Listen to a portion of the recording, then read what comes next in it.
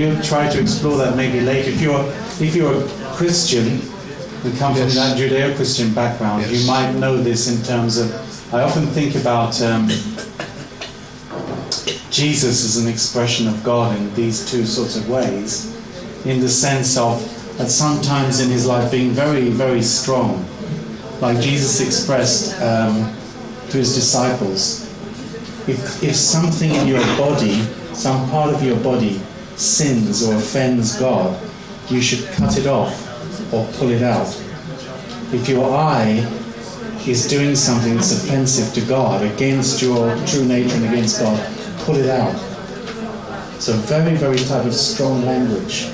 But how many one-eyed Christian or no-eyed Christians are walking around? So it's a very strong way to express it, but actually nobody necessarily taking it literally. So it's like a very masculine type of expression, if you see what I mean. But on another occasion, you think about Jesus, there's a story in the Bible, they brought to Jesus the woman who was caught in the act of adultery. And they brought her to Jesus, and they said, Rabbi, this woman has just been caught in the act of adultery, what shall we do? And they already had the stones in their hands. Because they know what the requirement of the law is at that time. They should stone her to death, throw stones at her until she dies. But Jesus just sat there and he was writing in the sand. And eventually he said, well, let the person who has no sin throw the first stone. And who goes away first? The people who have the more compassionate heart, who recognize about their own circumstances. In a sense, the more righteous people, they go away first. And then people see others going, and then they realize maybe the people who are better than them have gone, then everybody goes. And the woman's left there just by herself. So of course Jesus, who doesn't have any sin, he picks up a very big stone, he drops it on her head and kills her. Doesn't do that. So he said, if your eye sins, pull it out. But when the woman's brought to him, who's caught in the act of adultery, he says, woman, your sins are forgiven. Go and don't sin anymore. So it's an amazing other aspect, isn't it? In one sense, God wants to say to us so strictly how we should and should not conduct ourselves. On the other hand, when we commit an error, God's seeking to find a way somehow to help us to recover our circumstance. This more feminine aspect of God. It's a very interesting type of way of God as parents. And we talked of God as well as the God of the Word, the God of the ideal, the God of the concept and law, and that concept and law interacting with God's energy and creating the creation, that representing God as the true model, the true example, the true teacher in that sense. And finally, we put together various things that we had insight of, and we talked about God as a true teacher, eternal, unchanging, absolute, self-existing, with intellect, emotion, and will. And a true parent with the desire to give and receive love in relationship with human beings. God as the parent, us as the children. And a true creator or owner, using his total investment of heart and energy for the benefit of his partner of love. It says object here. It means his partner of love, the recipient of his love, the one that he created to receive his love. In particular, in relationship to God's human beings. Why in particular human beings? Well, it's actually a matter of resemblance. It's a matter of resemblance. So, we all talked about the animal that we resemble, and in some cases it was difficult to tell if it was the animal you resemble or the one you like the most. The one you feel something for. But, when your children come to you and they say, Daddy, Mummy, please, I'd like to have a pet. Please, could I have a pet? Please, could I have a dog? Please, could I have something, I can really have fun with, interaction with. And you say, well, maybe not a dog to begin with. Maybe, what about an earthworm? Have an earthworm. And then you can interact with the earthworm, and then, that will do instead of the dog. It'll be more easy to look after and, less demanding and not such a long life, and you won't have to take it for many walks and so on. But it's not so stimulating an idea, right? Because the interaction you can have with a dog and the interaction you can have with an earthworm is at a different level. So this sort of level of interaction you can have, this connects to the issue of resemblance. The more closely something else resembles you, the more you can have a meaningful relationship, right? So even this is very interestingly true on the level of your maturity in a sense, or the development of yourself in a certain aspect.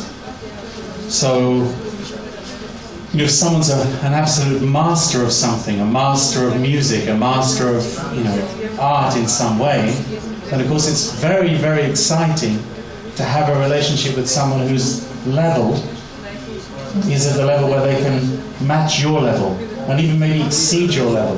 This is incredibly exciting. It's also exciting, of course, to teach someone who's far, far from your level with the hope and the signs that they can ultimately reach your level. But the sort of interaction you can have with people who share your same understanding because of a level of resemblance. So God, as the Creator, invested into His creation, but He invested into His creation in order to have a partner for love, and the partner of love is the one that resembles God the most. That's why all the creation is an object to God, but human beings are in this special position. Now this is a very sort of interesting type of point, in the sense it's leading into the next section. But this is part of that additional content that Father Moon asked that should also be conveyed at this time, which is a very interesting other angle on why God created. And I think this is very thought-provoking. And he expressed that God possesses within His own being everything which exists in the creation. In a sense, he says, how would it be otherwise? How could God create what didn't exist within His own being? So the whole of the creation is representing many, many different aspects of what already exists within God. And what Father Moon expressed is, within God's own nature, there's so many beautiful things, so many different aspects, but God cannot taste them, cannot touch them, cannot sense them, because they're within His own being.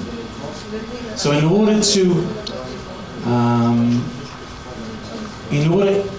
even to discover Himself, Father Moon expressed that God created in order to be able to taste, touch, and experience, see, substantially experience all the beauty within Himself that He couldn't see, that He couldn't experience. So Father Moon expresses this to get it into a way that we can understand in our own circumstances. He says, all day long your heart is beating. If it stopped beating, it would of course be a major problem. Or all day long you're breathing in and out, but actually unless you're doing the meditation exercise where you're really focusing on it, most of the time you don't notice you're breathing in and out. So he expresses these things are so close to our own being that we don't notice them. So in the same way, actually, our value as people, we have value within ourselves, but how do you discover about your own value? In a sense, you discover about your own value when you do something for somebody else, and then they respond to you. Through their response, you can discover your own value. Or through the way in which they thank you, or the way in which they give a tribute to you. So, God in the invisible God, has all this beauty within, which expressed itself in His creation. Just like the artist has so much beauty in that he expressed in his painting. So much more than that, God has beauty within His own being.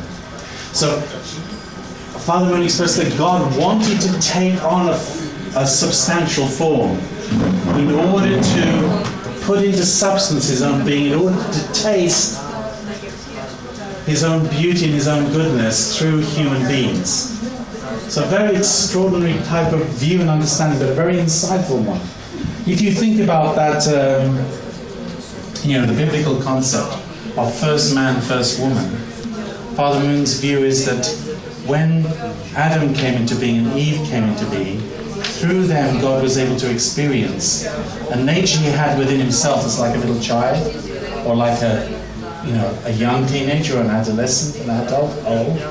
All these different stages of life, and most especially, and we'll get into this a little bit more later on, God could taste through Adam and Eve an experience of love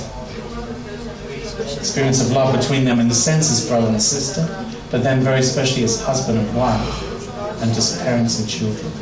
And God could taste love, aspects of love that reside within his own character invisibly, through the substantial experience of Adam and Eve. And his intention was to dwell within them. And of course not just Adam and Eve, subsequently to dwell within all human beings. So God wanted to take a body.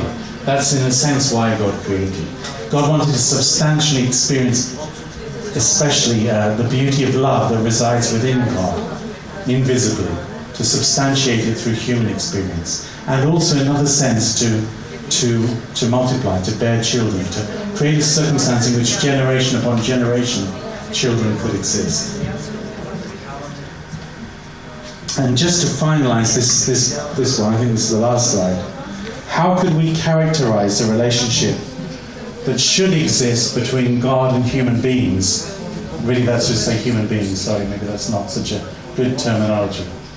It means men and women. It means all human beings. How could God and human beings' relationship be characterized? How should it be?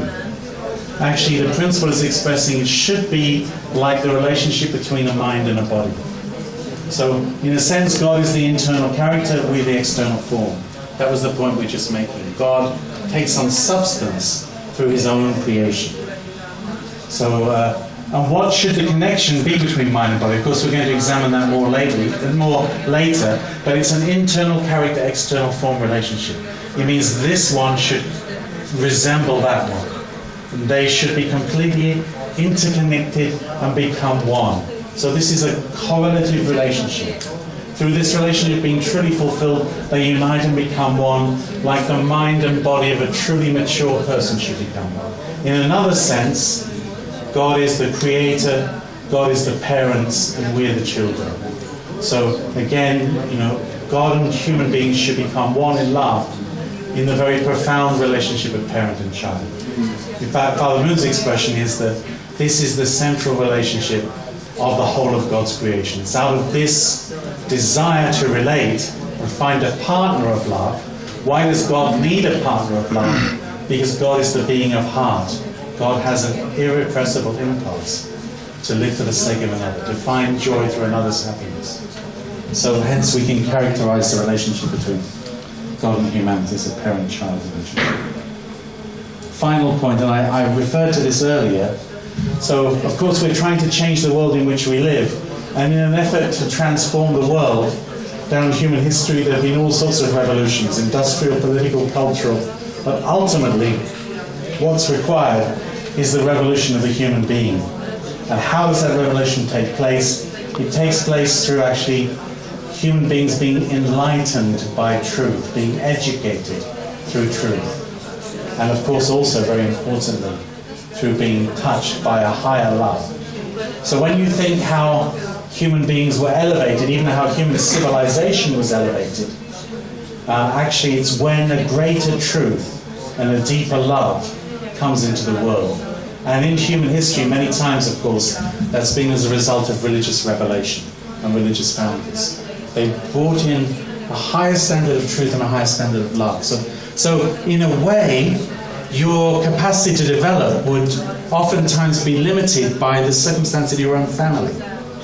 But when truth comes down through a religious founder and followers into the world, and an explanation which enlightens the mind, and an experience of being loved and related to within this, as it were, spiritual family, then people are elevated to a level they couldn't find within their own family circumstance, and then they lift up.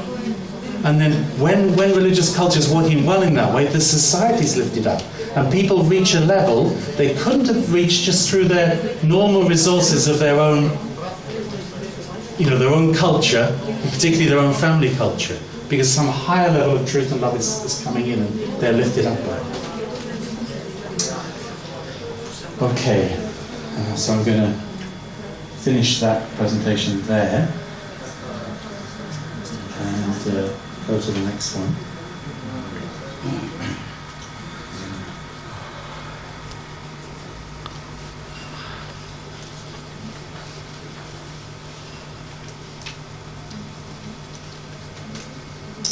Okay.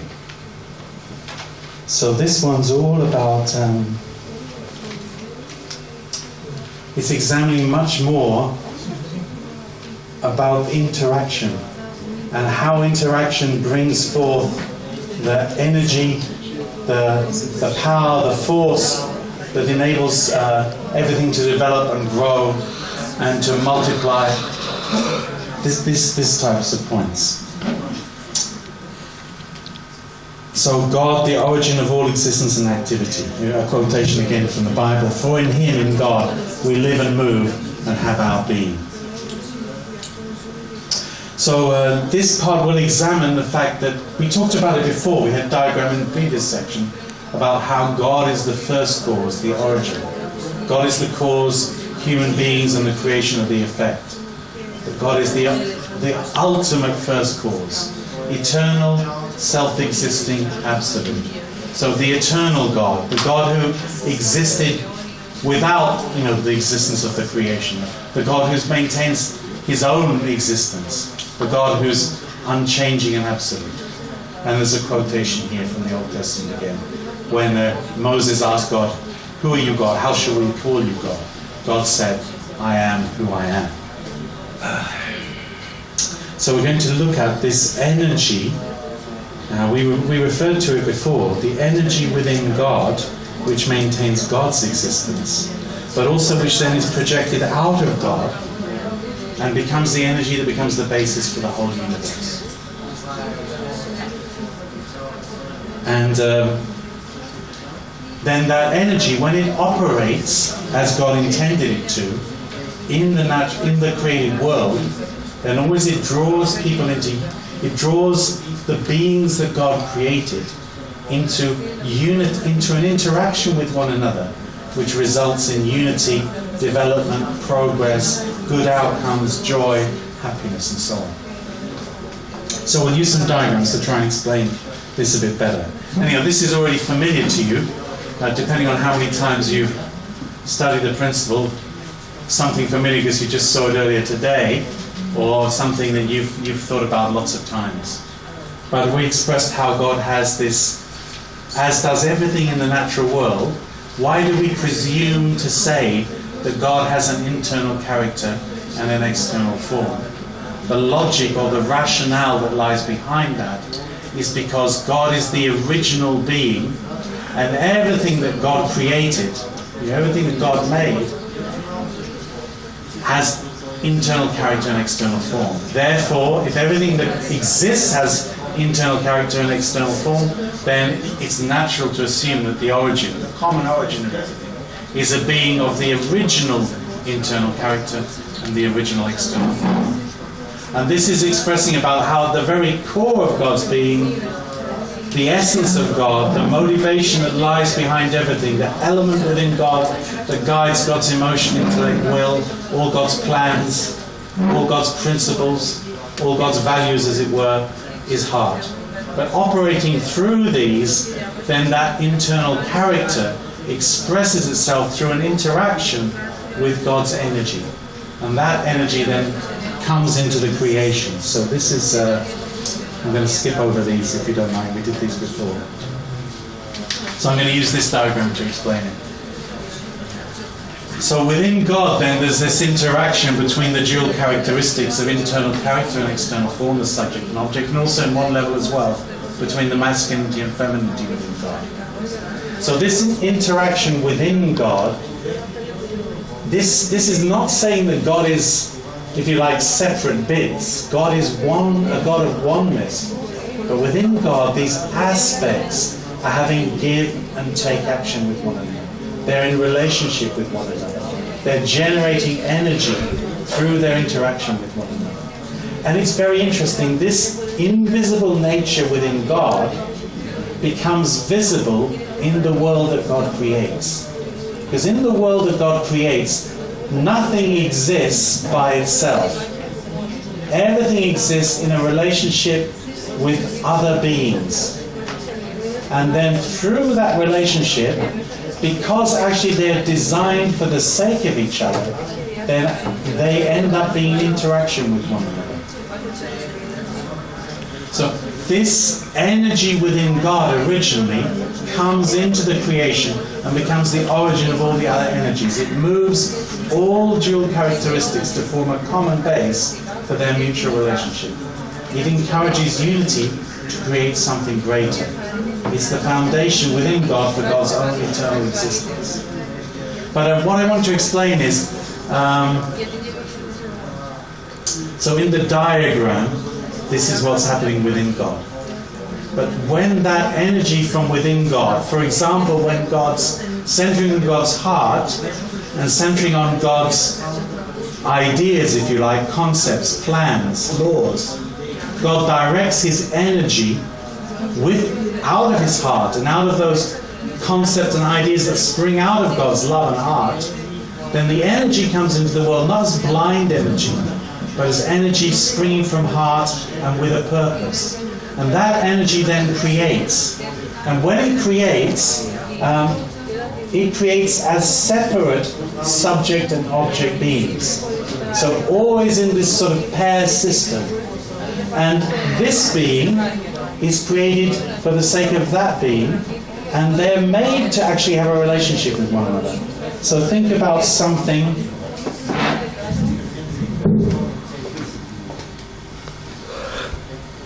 Ideally, I'd find a more dramatic example, but anyway, I usually also use, if anyone's got their key with them, I use the example of a key and a lock. You know the key and the lock? But you can also use this one. But even better than these simple biros is actually the sort of pens. When I used to write on a whiteboard, when I first started lecturing, I used to use whiteboards a lot. Whiteboards. And you have a pen, one of those pens, that the cap is enormously important to it. Because if you don't put the cap on the pen, what happens to those sorts of pens? Try out. The ones you use to write on the whiteboard. If you don't put the cap back on, you cannot the write pen anymore. becomes useless because it dries out very quickly.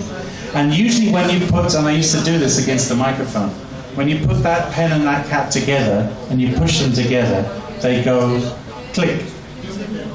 Because the fit is so exactly, they're absolutely made for one another. Same, of course, very importantly, I see a key there. Can I borrow your key? Same with the key and the lock, right? Hopefully, the key to room 223 does not fit the door to room 125, right? It only fits the door to room 223, right? Because this key and the lock it fits are made precisely for the sake of one another. And keys without locks are completely meaningless. Locks without keys are completely meaningless. They need each other, right? They're made for the sake of each other. And through their interaction, they fulfill something very important. But how come they fulfill something so important? The reason they can fulfill... Don't worry, I will give it back. The reason they can fulfill something important is they're actually designed and made for the sake of one another. So in the world in which we live in, our world is a world filled with interactions between what we call here a subject and an object. What's the subject? The subject is the one who's initiating the relationship. The object's the one who's responding. How come the world is filled with so many interactions, positive, purposeful interactions that bring forth good results? It's because behind them lies a purpose.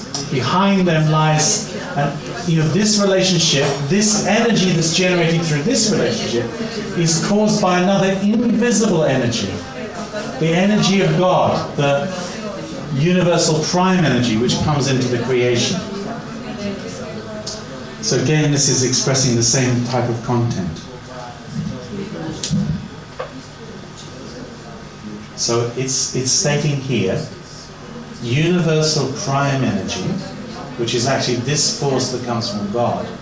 It's actually the force that's generated when God's dual characteristics interact with one another. When God's internal character and external form have give and take, that generates a force which comes into the creation, the universal prime energy, which is the origin of all the energies and all the forces that allow creative beings to exist. So when you look at the created world, we're going to see some examples of this in a minute, it's full of these sorts of interactions. Not just man-made ones, like, keys and locks. So what if the key becomes separated from its tag, right? This is a tag on here, big heavy one, right? And on here's the number of the door. But what if they get separated from it and you've just got a key and it doesn't have anything on it except maybe the manufacturer? And then you don't know anymore which key this door might fit. So I don't know how many doors there are in this hotel, but there's quite a lot, right? So then if you just walk up the stairs and I'll get off on this off on this floor and I'll turn left. And you go to the second door and you put the key in and it opens it. Wouldn't that be extraordinary? Because you don't know actually which door it fits. Hopefully it's not because the key works in every door. Because they should all be absolutely unique, right? Yeah. But how come that happens? How's that possible? It's very possible to find the right one when you've got the right number here and the right numbers on the door, then it's easy to match them up. So what I'm trying to say is when things fit together so correctly, so well, this is not by accident. This is by design. By design.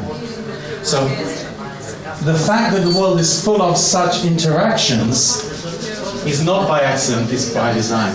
This is the initiating partner in the relationship, the subject being that initiates the relationship. This is the object being that responds to the subject's initiation. But in another sense, this is the universal prime force, and the force that's generated here through this interaction like this force is the force we call the force of give and take action.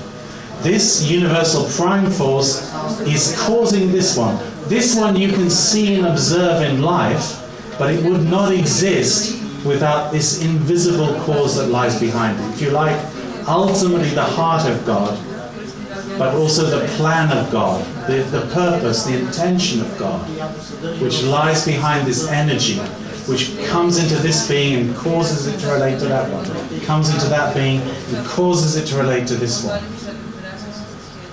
And then through these forces, the force of give and take action, all the forces are generated that enable things to exist, to multiply, and to act. So this is, in other words, this is again looking behind. So in a way, this is the external form, this is the internal character. In relationship to them. This is the cause, this is the effect. This is invisible, this is more visible. This is more, more, you can see it, you can observe it in this world.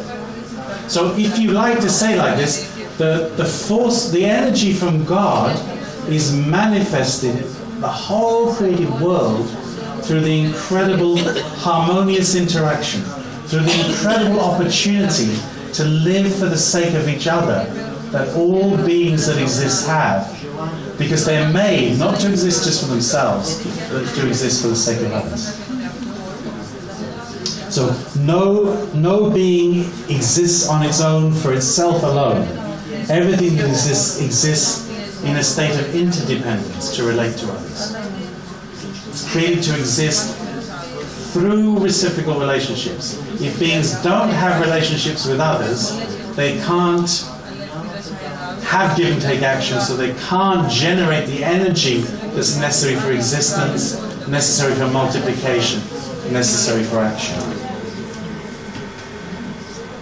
So, in life, how well everything's interacting is very, very important to secure the quality of life. That's true, certainly, isn't it, of the physical body and all the interactions that are taking place within your physical body to maintain your physical health. So we have various key systems within our body, which are interactive systems, veins and arteries taking the blood from the heart and returning, after it's supplied, all oxygenated all the body, and taken oxygen to all, and then it's returning to the heart. And then again, the respiratory system, breathing in, breathing out, the digestive system. All these systems are to do with give and take interactions that are happening within the human body. Similarly, what defines whether you have a family that's joyful, where life is happy, productive, good things are coming out or not. It's actually to do with the quality of the relationships between the people within the family. And similarly, within all organizations, all institutions, and all different structures within human society. So what would, in a sense, decide whether everything was working well or not? It's a very interesting point. Generally speaking, in the natural world, if you think about the interaction between the stamen and the pistil, or between different animals and beings that have relationships with one another, it's basically, they're following their instincts and they're following the natural order of the creation. But if we think about human interaction, we have much more responsibility in that. What do we have to make sure? We have to make sure the quality of our relationships between each other is connected to the intention, the purpose, and the heart of God. We have to make sure that this give and take action is true to God's intention and God's love. If this relationship is caused by that one, then it will be a true relationship. And it will bring about or result in the things that God had intended. So we express that's a very important thing to be checking. Anyhow, let's look at nature. This is a particular type of plant. There are many varieties of this one. It's called a yucca, right? And it has a particular partner in nature which is very important to its existence. And this is a particular type of moth. So this is the flower inside the yucca. And this flower is pollinated by this particular moth. This moth comes in and pollinates it, and then through the pollination, the seeds multiply, but it also lays its grubs inside the flower, and its grubs eat some of the seeds. So that, this moth itself can exist, but it always leaves other seeds that have been pollinated, so the life of the plant can continue. So this particular moth is the single pollinator of this flower in this particular plant. Or another one. What an extraordinary picture. You might think this is a Photoshop job. Photoshop, right? But actually, no, this is the Nile crocodile, right? Look at those teeth. And this is the Nile plover. And the Nile plover comes into the mouth of the Nile crocodile and picks the rotting flesh off its teeth. And the crocodile sits there with its mouth open during the process. I mean, there are many extraordinary examples in nature of interaction in this way, how one form of life is serving another in this sort of way. Symbiotic relationships. So what does give and take action require? Give and take action requires two beings. One that's in the subject position and one that's in the object position. Like, in the example, key is the subject, lock is the object, right? If you have a lot of keys, but you don't have any locks for them to open, I usually tell this story. My family, when I was a little boy, I used to love to play with a basket. There was a basket of keys that my family had brought from many, many different homes.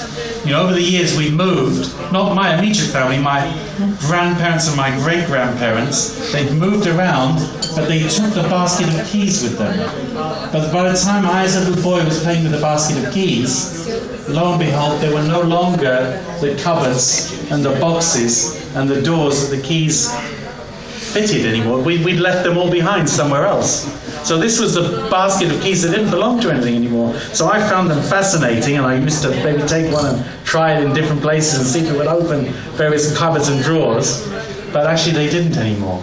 So although it was fascinating for me, in a sense the keys had no purpose. Do you understand? Similarly, if you've got something that's locked and you don't have the key, You know, the reason to have a lock is that you can secure it when you want to, and you can open it when you want to. So the key and the lock are in a very important relationship with one another. They absolutely need each other to have purpose. So that's the nature of everything in God's creation. So what do we need to be looking for in life?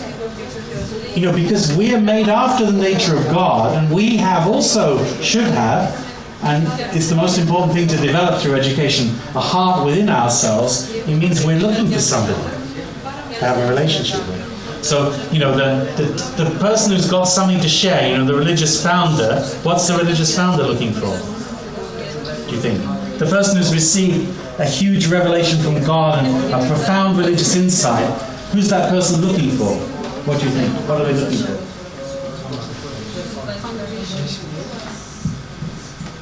What are the religious founders looking for? Yeah, they're looking for their disciples, right? Why are they looking for their disciples? Because they want to inflate their own ego by having people listening to them. No? Because they've got some very, very profound truth that through a very struggling and difficult path they've discovered and has come to them from God, and they're absolutely pushed like crazy to tell somebody. And usually when they try to tell somebody, what happens to them? They get mistreated, because this is a deeper insight than anybody had before, and they get very mistreated. But they can't stop themselves. They go out, they try to find someone. They're looking for an object partner. Do you understand? That person's a subject. He's got something to give, right? He's looking for an object. But if this is a true subject, what he's got from God, right? And he's looking to someone to give it to, not for his benefit, for God's benefit, and for the other person's benefit. Do you understand? And then that interaction between them becomes enormously life-giving and life-transforming, right? And that was the intention. It means that invisible force from God has caused this interaction between these two people, and the energy that's generated from that's the resultant give and take energy. Do you understand? Of this universal prime force, in a sense. Or, you know, surely is it not true everybody's life is looking for a life partner? Fundamentally men are looking for that very, very special woman, and women are looking for that very, very special man. How come? How's that? Why is that? It's because God designed men and women to look for one another in that way. As I was sharing yesterday, man and woman really love each other, and develop through their give and take action a strong bond of love, and then they have a strong feeling they need another partner. Who's that other partner that they need? It's their children. And again, you know, parents and children designed for the sake of one another in that sense. So you need a subject partner, you need an object partner, and you need a common purpose. What's the source of common purpose? Source of common purpose is coming from God. So as I was saying, in the natural world, basically the natural world fulfills all of this. It lives and exists in that way. But in terms of human relationships, oftentimes we're not conducting ourselves like that. Oftentimes we're using what we've got. We've been given some gift, if you like, from God, but instead of being true to the purpose we were given it and using it for the sake of others, we disregard the vertical energy, or the heart and love of the Creator that gave us that, and instead of using it for the sake of others to allow God to see His purpose fulfilled through our interaction, we use it for our own self-centered purpose against God and against the other person. And then, of course, that doesn't bring the good results and the good outcomes.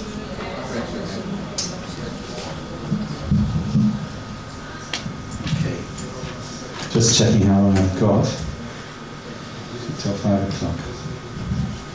So, what sort of relationship do the subject and the object have? This is a relationship of internal, external, vertical, horizontal.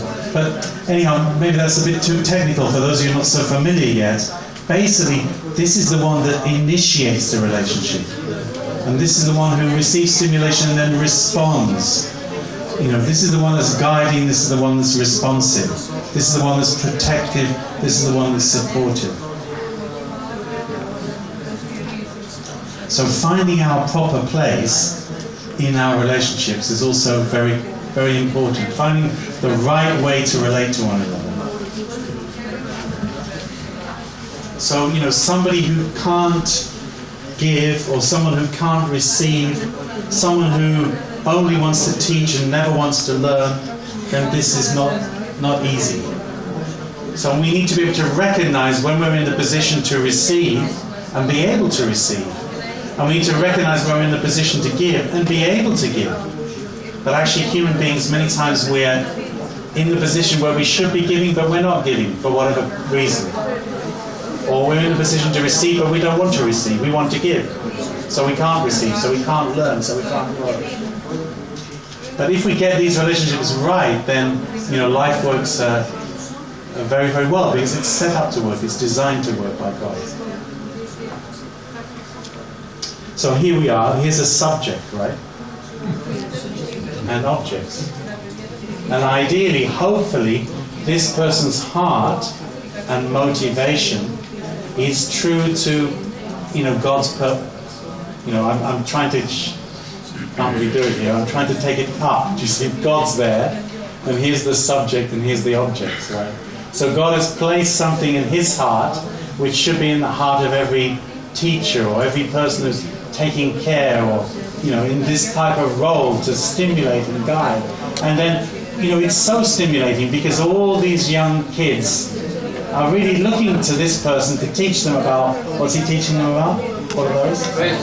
Baseball, right. So he's very, very enthusiastic about baseball. Hopefully he also comprehends that through this, these kids can really learn and enjoy something, get a lot of good energy and all sorts of things. So he's highly motivated for the sake of them to impart his knowledge and understanding and to engage them in something through which they can have a lot of good experiences and grow their bodies and grow their minds and grow their team spirit and learn all sorts of things.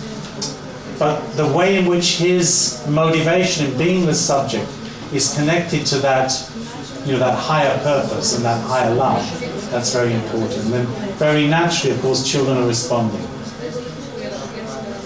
But you might find some circumstances in which the relationship is more difficult, where it's compromised. So you think of very perverse relationships where someone engages in working with young people not because they really want to uplift their lives and give them wonderful experiences with sport and possibilities to mature, but actually they want to develop relationships through which they can exploit them.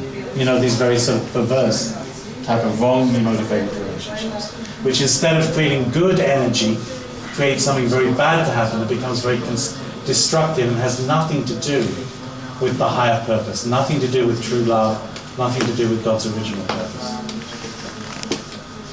Okay, here's, I think if I'm right, this is Sir Simon Rattle, is it? David? Anyhow, some very famous conductor, music conductor. I'm not sure if I got the right one, but anyhow. But what does a conductor do? This is again one of Dr. Hannah's examples. What does a conductor do? Well, of course, he conducts the orchestra. He's in the subject position, right? There's the conductor. The object, all these different orchestral players and instruments, they're in the object position. But how is that enacted and what's going on there? What does the conductor actually do? Well, of course, the conductor is an absolute master of what the piece of music should become. He has a mental picture, he has a vertical inspiration, an invisible idea and feeling, a mental picture of the whole way in which this orchestra should work together to manifest in all its fullness and all its beauty, the piece of music. They, through their eyes, each one of them, so these are all the many different members of the orchestra, they're connecting by looking at the conductor. But something's being conveyed, of course, which is maybe beyond just the baton. Of course, it is the baton, but something more is being conveyed, and then actually they're producing something. They're uniting something which makes this beautiful piece of music which then comes and elevates us through actually our ears. So this vertical guidance is bringing all these different players into horizontal unity. Each one of them is uniting with the conductor, and because of this vertical unity, centering on one source of direction, then they can all come into horizontal unity. So this is an example of, through connecting to the higher purpose, through connecting to the higher vision, then actually people can harmonize and connect and have interactions with one another, with all the different sounds of all the different instruments. They're all interconnecting, this one with that one and that one. They're all harmonizing with one another, centering on this one vertical central direction. And of course the result is that something very, very beautiful, very uplifting is produced through that. So what this is expressing then is give and take action. We see so many beautiful interactions in nature. Even some things that you might deem to be, when we look at animal life with human eyes, we maybe see one type of animal eating another type of animal, and we may think that's conflict. But actually, in terms of nature, that's not conflict. That's part of the balance and the way in which nature operates. So much beautiful harmonious interaction. Why? Because this one is designed for the sake of that one. And nature creates this most extraordinary balance, centering on God and the higher purpose. But in terms of human life, it's really important we make sure that these interactions, where the subject initiates and the object responds, are rooted in the higher purpose, rooted ultimately in heart and love. And the motivation, the type of relationship which emerges here as a result or an effect, is true to the cause or the original intention of God. And when it is, it will create something very beautiful, which is the fulfillment of what God intended. God's purpose is fulfilled through these two becoming one, and then their oneness is transferred in sense into this new creation. The new creation is, the subject and the object united in one. That's like the union. And then that union then creates a new creation. So again, a biblical quotation from that. For where two or three come together in my name, there I am with them. So God is manifested throughout the creation through this process. So the unification principle, the divine principle, says this is the most important foundation for God's purpose of creation and for God's heart and love to be manifested in the world. It happens naturally in the natural world, but particularly in human society, we need to make sure that these relationships are connected to our connection to God, to God's heart and to higher purpose. And that's the motivation that lies in us embarking on these relationships. And then these relationships will produce a union, and through that union, a new creation. So this also connects to the fact that in the pattern of the way life is created, fundamentally there are three stages. An origin, and from that origin two divided, separate beings who then interact with one another, and through their interaction, this is the division stage, become one, and then unite in a new being, in a sense, through becoming one with one another. And then from that also, of course, new life is coming together. So, in terms of human procreation, for example, man and woman, seed and egg becoming one and creating a new life. Something that came from the father, something that came from the mother, uniting and becoming a new creation. This same pattern is there in all of creation. Also, this is a very interesting type of point, and this is about how, and again, we're giving a very solid example of how it operates. So, this is the general principle that applies in all the creation. the four position, foundation, origin, division, union, action. But now we're giving it the context of a specific example. And what this expresses is each of these four partners in the relationship should have a relationship with the other three. I'll explain. There are 12 potential relationships there, right? Each one, God can have a relationship with the husband, the wife, the children, the husband with God, the wife, the children, the wife with God, the husband, the children, child with God, father, mother. There are 12 relationships, but there's a certain order in which these need to come into being. Of course, to keep things as God originally intended, or in accordance with God's heart and God's love and God's higher purpose, the first subject is God. And then the objects, the objects, of course, God absolutely loves this man, absolutely loves this woman. In a sense, we can say this is the son of God, this is the daughter of God. And God, just like the key is made for the lock and the lock is made for the key, so God designed this person. What's the best gift that God gives to this person? This is the best gift. And what's the best gift that God gives to this person? This is the best gift. And then what's the best gift that God gives to them when they join together in love? This is the best gift. And what's the best gift for the child? It's the parents. So God designed them for the sake of one another. So God's love, out of God's love, they're created to be able to experience love in their relationship with one another and be able to, manifest, generate love, generate joy, generate happiness, by each standing in the position objective to God, receiving God's love. But this relationship is not fully established just by God being the subject and each of the other three being the object. Very interestingly, what the three objects' purpose explains is that each one of these has to be the subject to the other three. So not only God, but also the husband has to be a subject to God, wife, children. Wife has to be subject. So you'll see that in these slides. So this is expressing it's the husband's responsibility to actively love God. Not just receive the love of God, but actively take the subject position and love God and the wife and the children. You might even express that you cannot truly love your wife until you truly receive the love of God and then become the one who's living for the sake of God or loving God. Because you can't really know your value of your wife without understanding God's point of view about your wife. What a precious, how God made this person for your sake.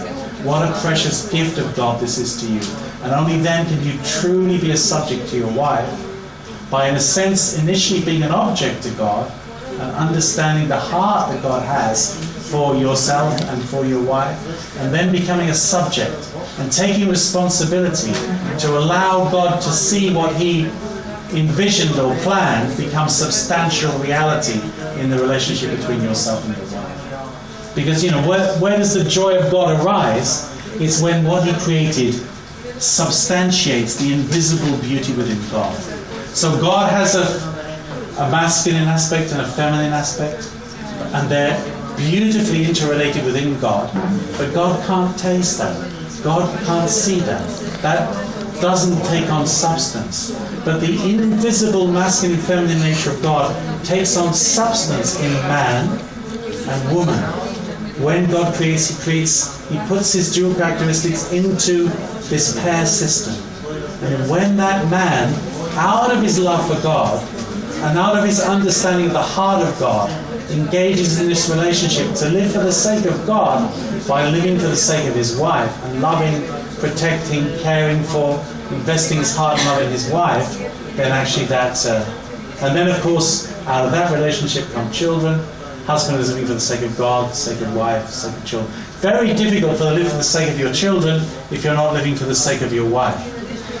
If you're not and very difficult to live for the sake of your wife if you're not living for the sake of God. So there's a certain order here. First object partner is God. Love God first.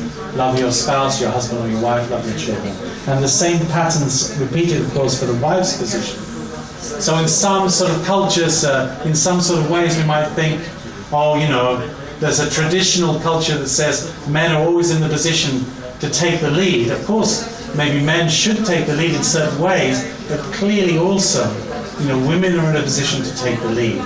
And particularly what gives them the right to take the lead, it's their oneness with the heart of God and their capacity to manifest a certain aspect. I'm trying to draw this, you know what I'm trying to draw? I'm trying to draw this yin-yang line, right? So here's the masculine aspect of God, here's the feminine aspect of God, within the invisible God. Here's the masculine aspect of God substantiated in this created world. Here's the feminine aspect of God substantiated. So, in this role, the wife is in the subject position. In this subject position, she can please God, love God back, live for the sake of God, actively as a subject, through fulfilling her part in bringing into reality the beautiful plan of love that God has, which man and woman together have to bring into substantial reality through their own effort and responsibility. So live for God by loving a husband, and by loving a husband, give birth to children, and in love for a husband together, truly love those children. And then, of course, amazingly, we might imagine, how could children possibly be in the subject position, but they are. To really fulfill the full position foundation, it's not just God who is the subject, but actually all of the different parties, each has to be the subject. What does it mean? It means when this child develops their own relationship with God, out of their deep love for God, because God is the first object, they understand how much they love Daddy and how much they love Mummy. So this love for Daddy and Mummy is not just, when you're first there as a child, basically, maybe it's very difficult to understand God lies behind it. But if you like, in the ideal way, fathers and mothers should bear testimony to God. And then, when children grow into greater maturity, they become a subject. What does it mean? It means my kids look at me, and of course, who's the best expert in my shortcomings? Who would be the best, most complete expert in Tim Miller's shortcomings? First would probably be my wife, right? She would know all about it. But then next would be my children, right? So of course, in some way I have shortcomings. But actually, ideally, from God's point of view, when my children grow to maturity, they do not just see me with a critical gaze, if you understand. They understand me with the heart of love they have for God, and they love me not just, I'm not so great really, so how should I deserve to be loved so much? But no, I deserve to be loved so much, not just because of who I am, do you understand? But who I represent as the aspect of God out of which everything came to be. So when we have this type of heart to appreciate our dads and our mums, this is very profound. And in this way, the child loves God by loving father and mother. We call this the heart of filial piety.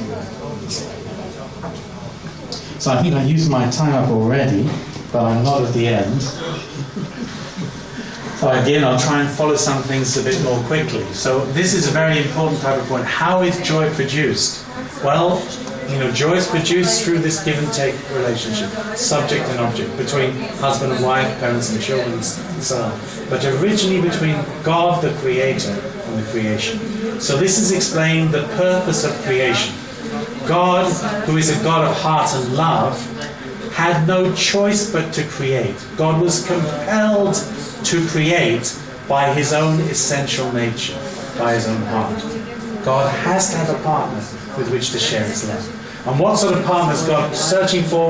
Well, we can't equate God with our children and their pets, but maybe your children will be less excited about having an earthworm to take for a walk or to play ball with than a dog, right? Because it's to do with resemblance. So the greater the resemblance, the greater the potential for interaction. So God needed to create a being that resembled the nature of God, not just as a symbol, but we talked about this before as an image. An image. God created in his image, male and female, he created them. We are in the image of God.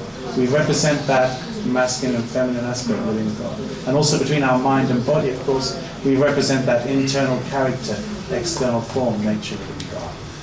So joy arises when we have an object partner in which our internal nature and our external form are reflected and developed.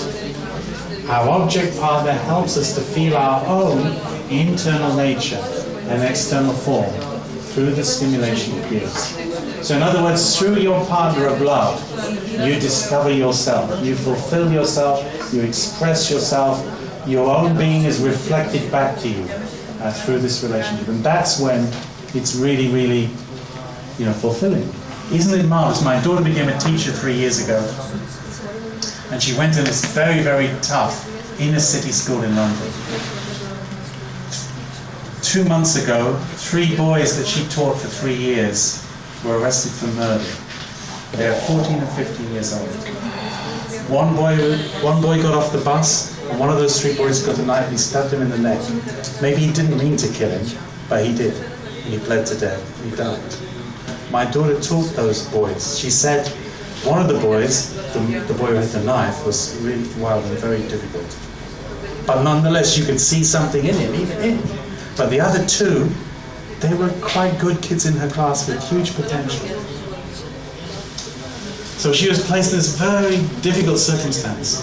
And I remember even the first year she was teaching, I remember her getting Christmas cards from some of the children, young people, about how they were so appreciative of her teaching. And she got voted, I think within one section of the school, as the most liked teacher. The kids have a chance to vote, which teachers they like the best. So, but anyhow, how rewarding is that? But, how tough it is when somebody cannot respond at all, no matter how much you invest. How rewarding it is when someone, you feel you might even have been instrumental in turning their life around. I don't know about you, but I had some amazing teachers when I was growing up who were very instrumental in the impact they had. So, that resemblance and reflection is really important. So I better stop, otherwise we're going to go out of time. I don't even know for sure what lies ahead of me. Here you go. Here's an artist creating his pottery, right? With his bare hands on the raw clay and creating something that will resemble himself. Okay, let's stop there and have a break.